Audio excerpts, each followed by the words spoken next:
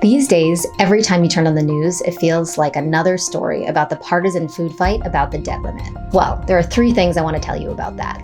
First, the debt ceiling wasn't always controversial. For over 80 years, Congress has placed an artificial cap on the total debt the government can take on. That's called the debt ceiling.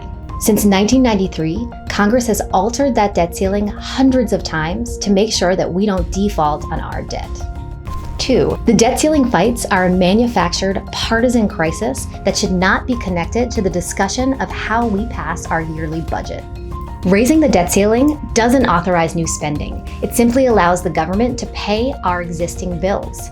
It's a no-brainer for protecting our economy and preserving the trust that the world has in America's stability. We need to cleanly lift the debt limit. Speaker McCarthy is attempting to attach the unrelated issue of creating our annual budget to this fight around the debt limit. This is a cynical attempt to use this crisis point over the debt limit to force the Democrats and the president to cut things that really matter to regular Americans. They have proposed myriad slashes to the budget, things like cuts to education, clawing back COVID relief, cuts to student aid relief, and much more. Though, of course, they refuse to put on the chopping block the most bloated line item that we have, our military budget. 3, defaulting on our debt would be incredibly serious. Getting close to our debt limit causes a manufactured crisis, but passing it could actually lead to catastrophe. Economists can predict roughly when we will hit and pass the debt limit, and the Treasury Department begins to use accounting measures that they call extraordinary measures.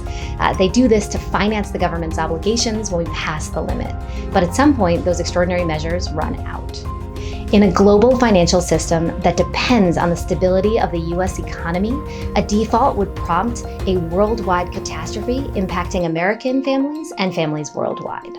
Economists predict that a default could wipe out $15 trillion in household wealth.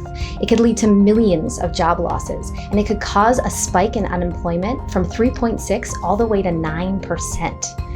It's appalling to think of trying to leverage this kind of disaster simply to cut programs and policies that the American people depend on. So what's the state of play? Right now, Treasury is engaging in those extraordinary measures.